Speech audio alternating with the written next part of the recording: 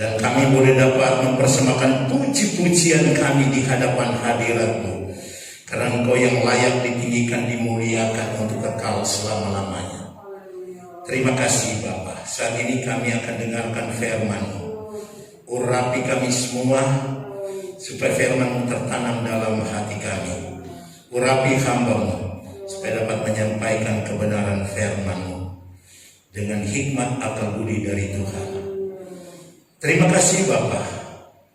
Setiap unsur kuasa kegelapan yang ingin mengganggu pemberitaan firman, kami bersatu hati tolak dalam nama Tuhan Yesus Kristus. Kami ada kebebasan, roh iblis dikalahkan. Di dalam nama Tuhan Yesus Kristus kami terima firman-Mu. Haleluya. Amin. Silakan duduk Tuhan.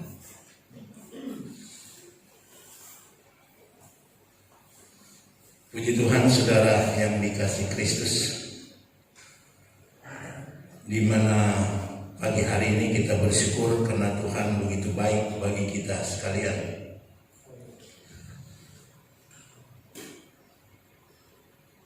Pagi hari ini kita akan membaca Alkitab kita.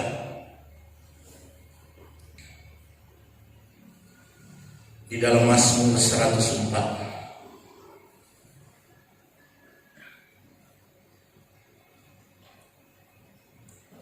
Ayat yang ke-30. Untuk menghormati firman Tuhan, dipersilakan saudara berdiri. Kita membaca ayat ini bersama-sama karena ini hanya satu ayat. Bagi saudara yang membawa kitab, saudara bisa membukanya di dalam Mazmur 104 ayat yang ke-30. Dan apabila saudara tidak membawa kitab, saudara bisa membaca di monitor yang ada di depan ini dengan hitungan 1 sampai yang ketiga. Sekali lagi Mazmur 104 ayat 30, 1, 2, 3. Apabila Engkau mengirim roh-Mu, mereka tercipta, dan Engkau membaharui muka bumi. Sekali lagi dengan suara nyaring, 1, 2, 3. Apabila Engkau mengirim roh-Mu, mereka tercipta, dan Engkau membaharui muka bumi. Semua berkata amin. Silakan duduk kembali. Puji Tuhan, saudara yang dikasih Kristus. Saya akan berikan topik ketuhanan Roh Kudus. Kita sudah masuk di dalam poin ini. Yang lalu kita berbicara Roh Kudus merupakan pribadi Allah, dan itu kita sudah lewati. Dan apabila saudara ingin melihat lengkapnya firman Tuhan ini, penyampaian kami ini, saudara bisa membuka di YouTube Daniel Oroh. Saudara akan temukan itu. Kemudian setelah kita akan memasuki di mana poin-poin berikut, supaya sangat jelas untuk kita dapat memahami dan kita bisa menerimanya. Kami sudah berbicara tentang Tritunggal Allah, yang salah satunya di dalam itu yaitu pribadi dari Roh Kudus, yang kami angkat itu dari Ulangan 6 ayat 4. Di mana Ulangan ayat 6 ayat 4 ini adalah satu topik yang di mana orang Israel sangat menjunjung tinggi ayat ini. Di mana dikatakan, dengarlah hai orang Israel, Tuhan itu Allah kita, Tuhan itu esa. Dari topik ini atau dari ulangan ini kita mendapatkan bahwa Tuhan itu bisa dikatakan dengan gamblang Tritunggal. Karena di dalam bahasa Ibrani, Shema Israel Adonai Elohinu Adonai Ehad ini, Adonai Ehad ini, Tuhan itu esa, sudah dijelaskan dan saudara bisa membaca di YouTube bahwa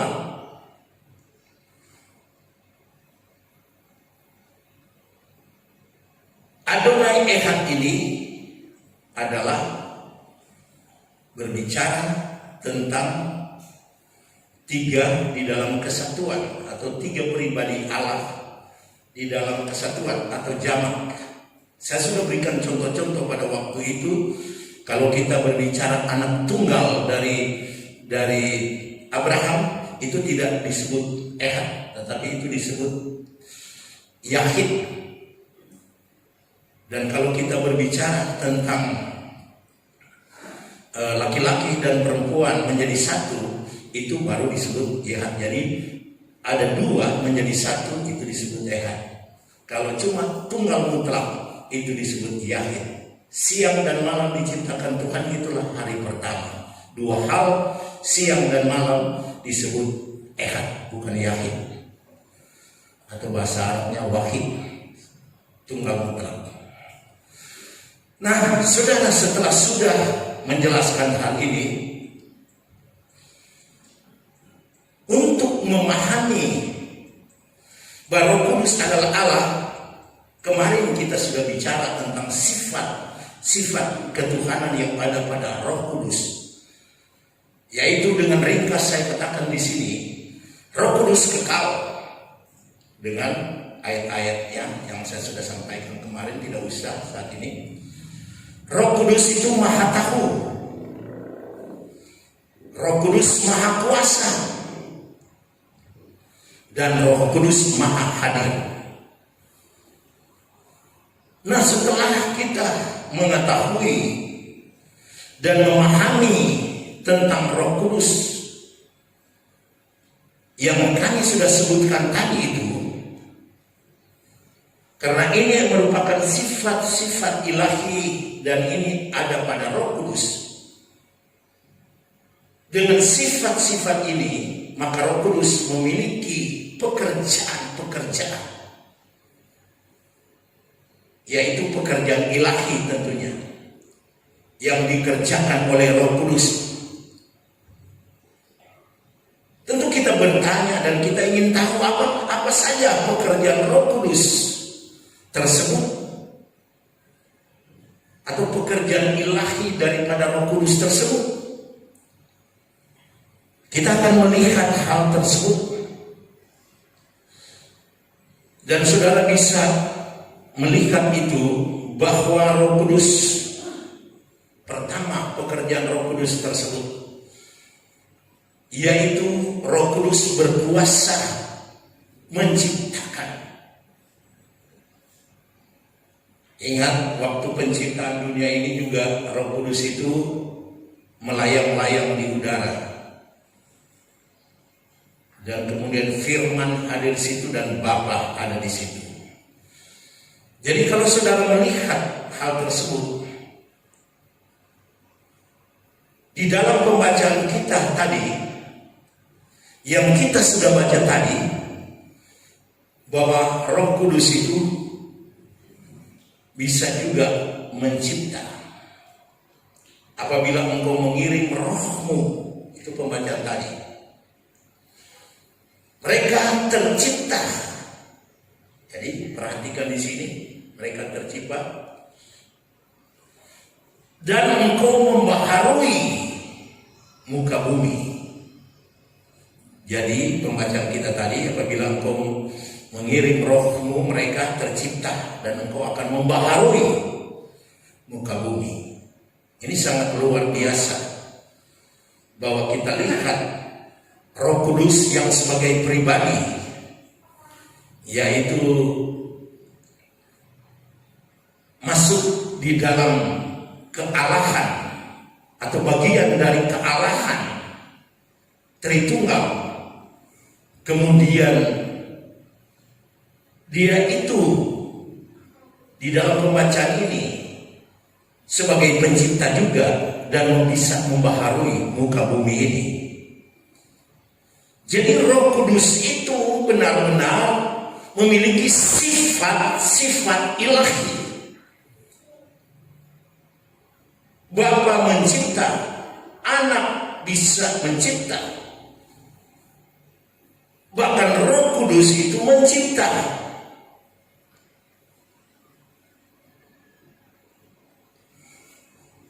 Saudara yang dikasihi Tuhan, jadi sungguh luar biasa apabila kita melihat dan bisa belajar firman Tuhan, maka kita akan dapat memahami siapakah Roh Kudus yang saya sudah katakan tadi mengganti posisi pekerjaan Kristus di dunia ini. Kalau Yesus Kristus, saya katakan kemarin bahwa dia memiliki tubuh karena firman menjelma menjadi manusia. Yohanes 1 ayat 14. Dan Yesus dapat bekerja memberitakan Injil di tengah-tengah dunia ini. Namun Roh Kudus tidak memiliki tubuh, tapi dia memiliki saudara. Bukankah Roh Kudus ada di dalam hidup kita? Sebab itu Paulus mengatakan jangan kita lupakan Roh Kudus. Tidak tahukah bahwa tubuhmu itu adalah bait Tuhan, bait Roh Kudus. Jadi Roh Kudus itu ada di dalam pribadi-pribadi kita sekalian.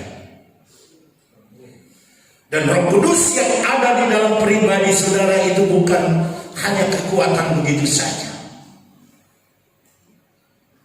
tetapi Roh Kudus itu adalah Allah atau bagian dari Tritunggal Allah yang juga turut mencipta, dan dia memang pencipta juga.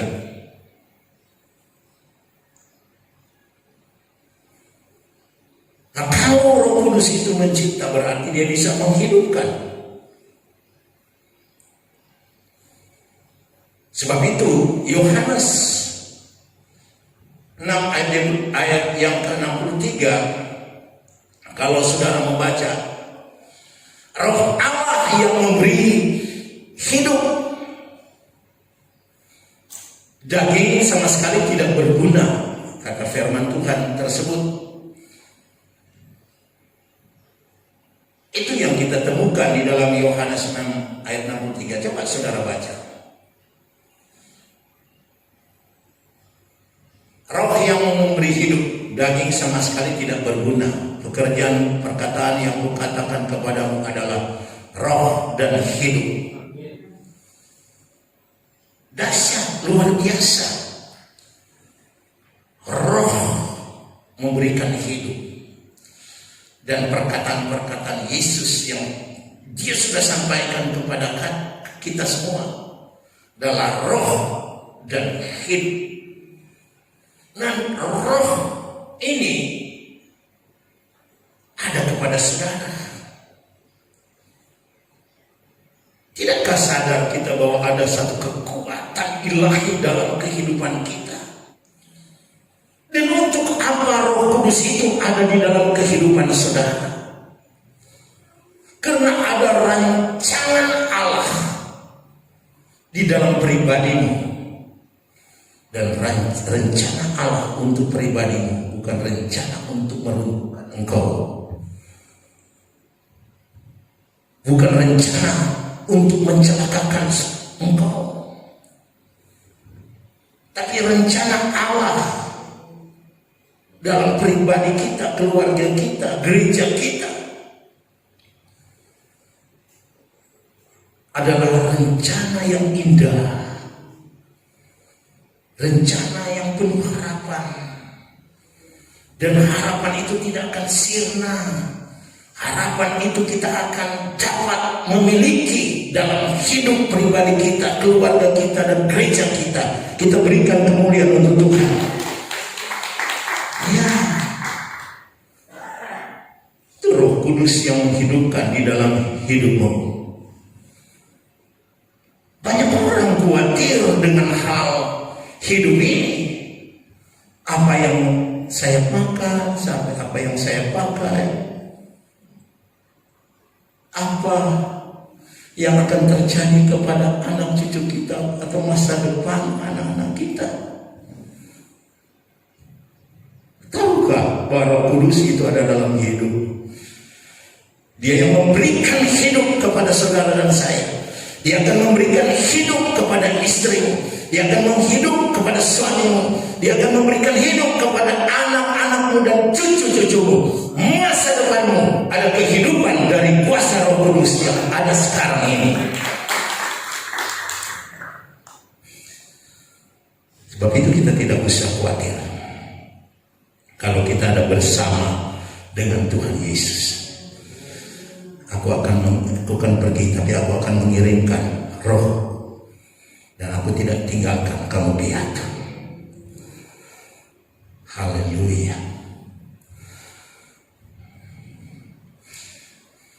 Roh Kudus yang memberikan hidup ini, bisa saudara melihat ke belakang hidupmu. Hidup kita masa lalu, kita terbelenggu, tapi Roh inilah yang telah memberikan kemerdekaan kepada kita. Saudara bisa melihat itu di dalam Roma 8 ayat yang kedua. Roh yang memberi hidup telah memerdekakan kamu di dalam Kristus dari hukum dosa dan hukum maut. Jadi Roh yang memberi hidup telah memerdekakan kita semua, katanya, dari hukum dosa dan hukum maut. Itulah kehidupan kita lalu. Tapi sekarang ini kita dapat menikmati kehidupan ini karena ada Roh Kudus yang telah memerdekakan kita. Dosa-dosa kita telah dicabutnya melalui pengorbanan darah Kristus. Karena pengorbanan darah Kristus, Roh Kudus berperan penting di situ. Kita sudah pelajari itu di hari-hari yang lalu. Dan apabila saudara melihat juga Roma 8 ayat 11. Dan jika Roh Dia yang telah membangkitkan Yesus dari antara orang mati diam di dalam kamu, maka Ia telah membangkitkan Kristus Yesus dari antara orang mati, akan menghidupkan juga tubuhmu yang fana itu oleh Rohnya yang diam di dalam kamu. Jadi kalau Yesus Kristus oleh Roh ini telah membangkitkan dari orang mati, Roh ini juga akan menghidupkan tubuhmu yang fana itu oleh Roh Kudus yang diam di dalam kita semua. Dahsyat tidak? Apa yang kita harus khawatirkan? Virus corona? Kita tidak usah khawatir tentang hal-hal tersebut. Saya sudah berbicara kemarin bahwa Roh Kudus ini menasihatkan kita apa yang harus kita buat sehingga kita tidak khawatir dengan situasi seperti ini. Kita tunduk kepada pekerjaan Roh Kudus yang memberikan hikmat akal budi kepada kita. Ya, kalau cuci tangan ya cuci tangan. Roh Kudus bilang, Roh Kudus tidak akan bilang jangan cuci tangan. Tidak.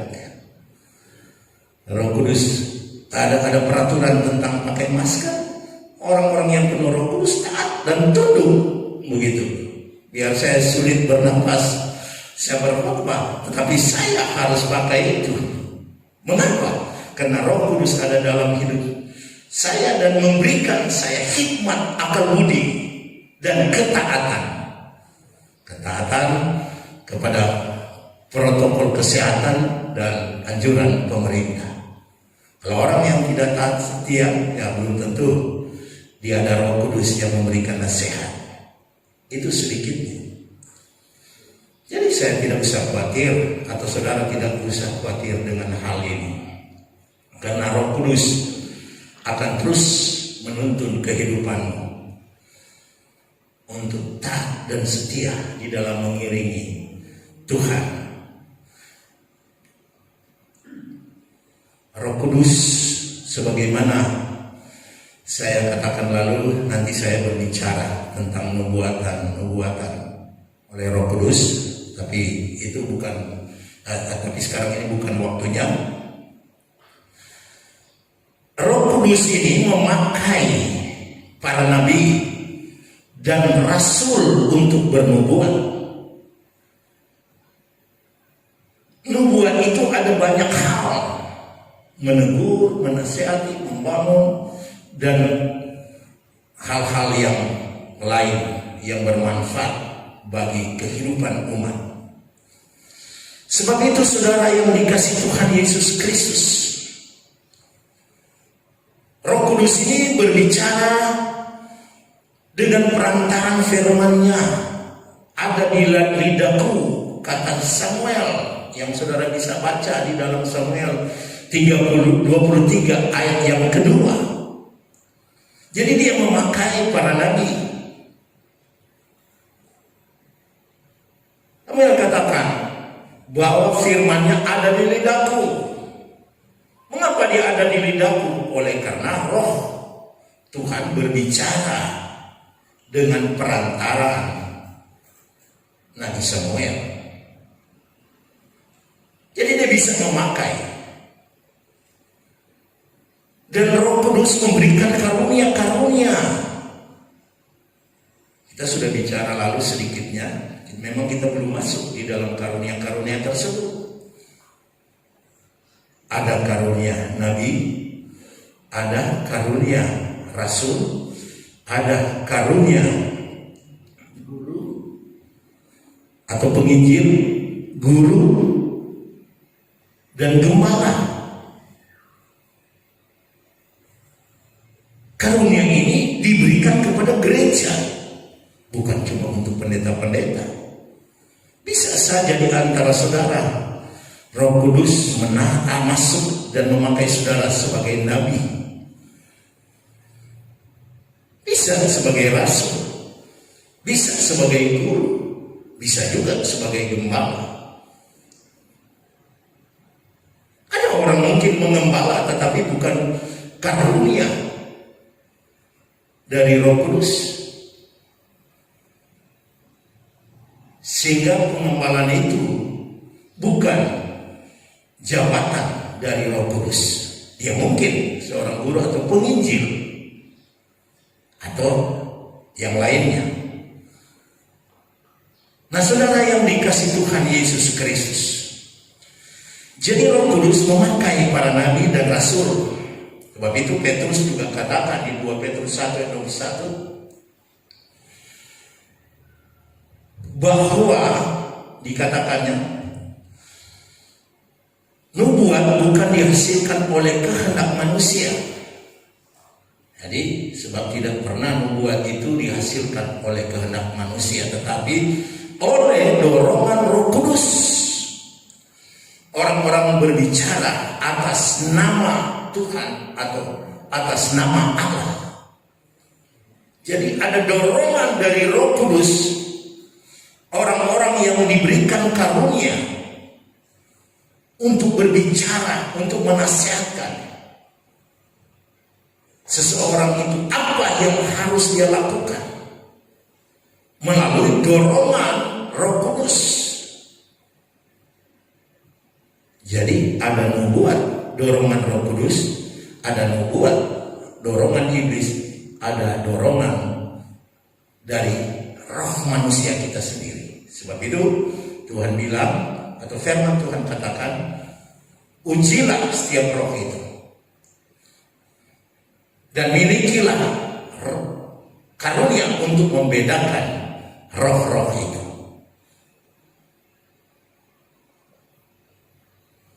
Jadi kita lihat di sini betapa mulianya pekerjaan Roh Kudus itu.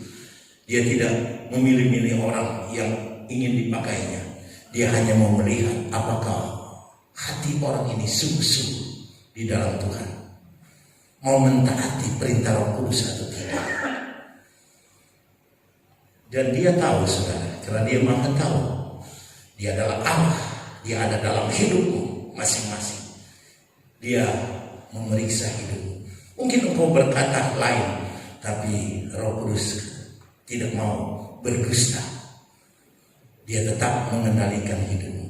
Jangan buat itu, jangan berdusta, jangan mencuri, jangan berkelahi, jangan marah. Dan itu ada di dalam hati nurani saudara. Dia berbicara di dalam hidup. Menasihati saudara, dia tidak berteriak. Teriak sehingga membuat telingamu itu mungkin, wih, ada gelegar kayak petir. Tetapi dia berbicara setiap saat, setiap detik di dalam hatimu. Saudara bisa rasakan hal tersebut di saat sudah muncul ibadah. Adakah hati nurani mempunyai kerinduan? Itu suara Roh Kudus yang berbicara. Tapi ada saat-saatnya hatimu itu melawan, atau pikiran perasaanmu melawan suara Roh Kudus itu. Nah, sekarang ini aku lagi sibuk. Aku lagi begini dan begitu. Tapi Roh bilang, ayo, ini kan hari ibadah.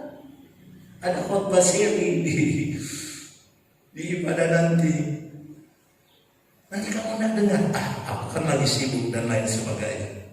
Nah, seringkali hati nurani kita bertentangan dalam hidup kita. Tapi Roh itu akan memakai saudara dan saya untuk kemuliaan dan kebesaran nama Tuhan. Dan Roh Kudus itu selalu membaharui kehidupan kita.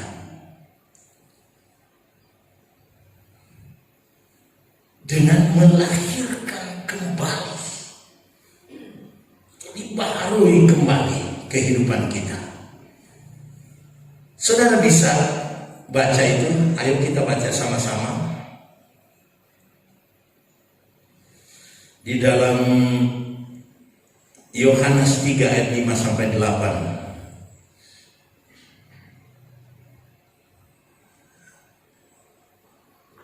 Ya, bisa ditayangkan. Jawab Yesus, aku berkata kepadamu, sesungguhnya jika seorang tidak dilahirkan dari air dan roh, ia tidak dapat masuk ke dalam kerajaan Allah. Apa yang dilahirkan dari daging adalah daging, dan apa yang dilahirkan dari roh adalah roh. Janganlah engkau heran karena aku berkata kepadamu, kamu harus dilahirkan kembali. Sang Nikodemus itu bukan orang bodoh. Dia orang pintar, dia anggota dari majelis keagamaan Israel. Tetapi Yesus ingin membaharui hidupnya. Dan dia katakan, apa yang dilahirkan dari daging adalah daging, dan apa yang dilahirkan daripada roh adalah roh. Dia bingung, dia tidak memahami. Apakah aku ini harus pergi lagi ke rahim ibuku dan dilahirkan? Dia tidak tahu pekerjaan roh membaharui batin. Segala kesalahan, segala dosa kita, dia bawa hidup kita untuk memahami tentang pengorbanan Kristus. Dan dia menuntun kita untuk memahami darah Kristus, di mana darah Kristus ini menyucikan, menghapus segala dosa kita, sehingga kita percaya di situ. Dan kemudian kita memohon kepada Tuhan, Tuhan, benar saya sudah berdosa, ampuni saya, kuduskan saya. Roh Kudus akan bekerja dengan dahsyat dan luar biasa dalam hidupmu, mempengaruhi hidupmu. Sebab apa yang dilahirkan dari daging adalah daging, dan apa yang dilahirkan dari roh adalah roh. Dia mempengaruhi kehidupan kita, sehingga rohani kita menjadi rohani yang berlayak di hadapan Allah, rohani yang dipuji oleh Tuhan, rohani yang disanjung oleh Tuhan, dan saudara akan diangkat masuk dalam kerajaan surga yang kekal pada waktunya. Sebab itu pekerjaan Roh Kudus itu luar biasa dan dahsyat. Sampai di sini firman Tuhan kiranya dapat kita memahami.